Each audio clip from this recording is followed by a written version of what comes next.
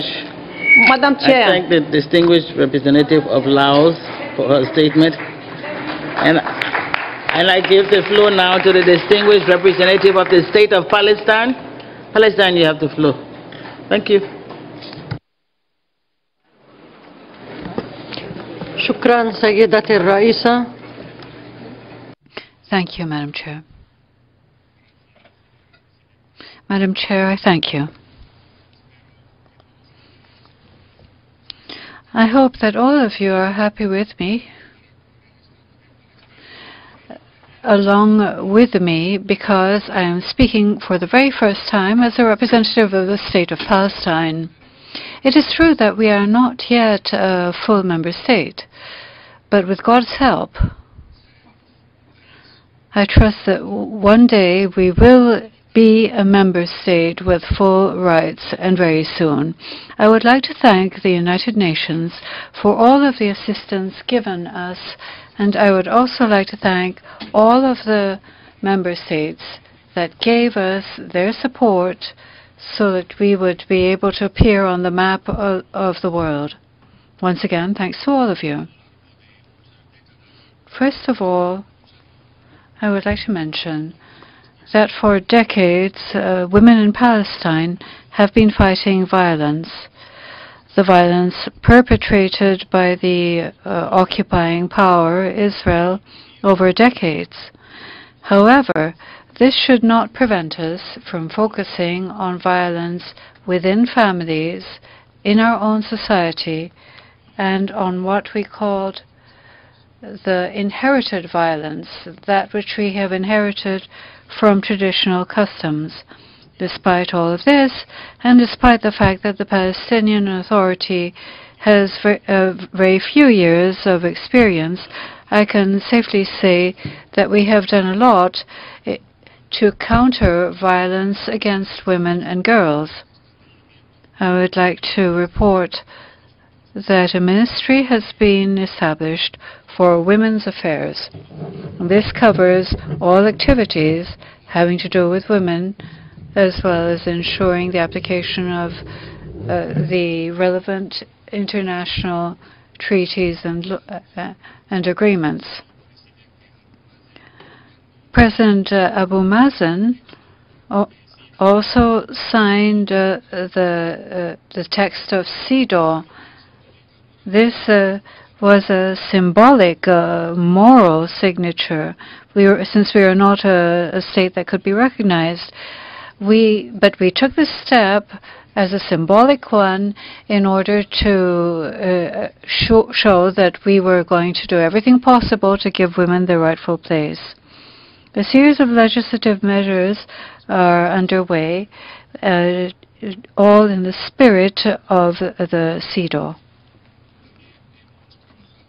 We also have done work in close cooperation with civil society organizations, especially the Association of Palestinian Women, one of the arms of the Palestinian Liberation Organization. We have prepared a national agenda to respond to violence against women, which was approved by the Council of Ministers. We then went on to the approval of plans and programs, and we signed a memoranda with a series of ministries responsible for these activities. We were successful in reaching these agreements, and were able to set up strategies in consonance with the various ministries. We are even able to draw up a gender strategy having to do with the activities of other ministries, such as the Ministry of Water Resources and the Ministry of Education. We must accept the fact that the Council of Ministers has adopted March 8th as the Palestinian Day of Women. Every year we have a new achievement, and there is a very positive reaction to all the work being done for women. A national commission, has also been established to implement Security Council Resolution 1325. And ministers have begun to focus on the situation. A series of laws have been adopted.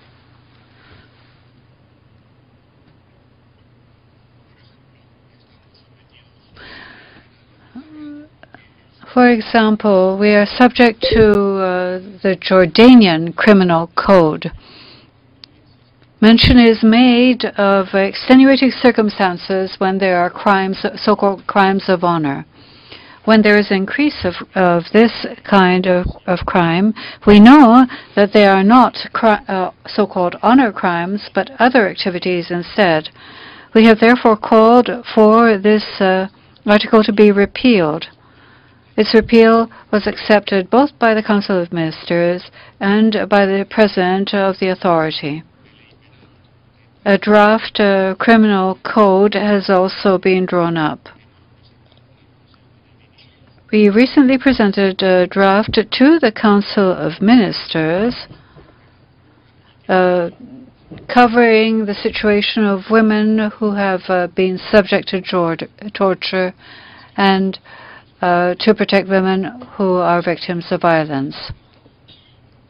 We have also worked with the police and other security authorities.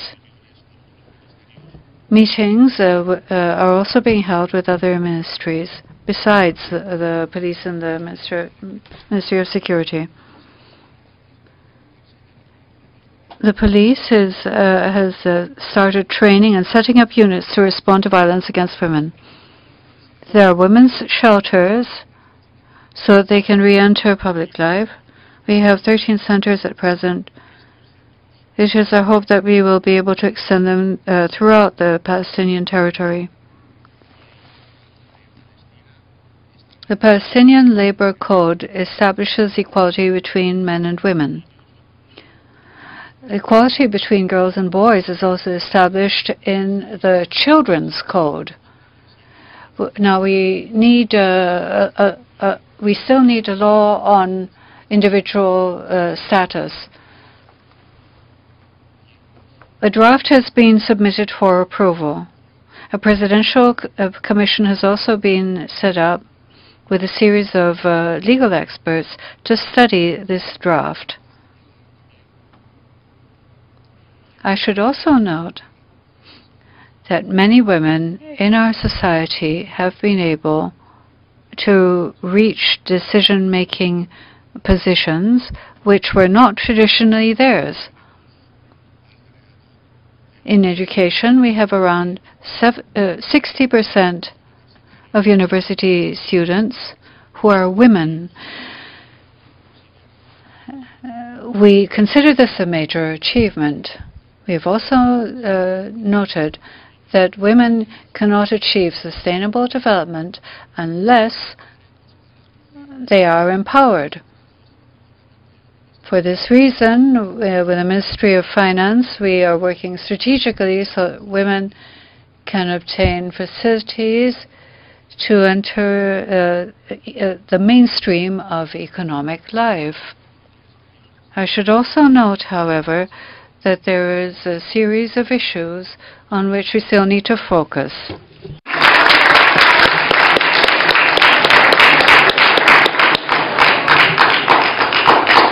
And I would like to ask delegations to please, we have a very, very long list, and it's 5 o'clock, the interpreters will walk out on us.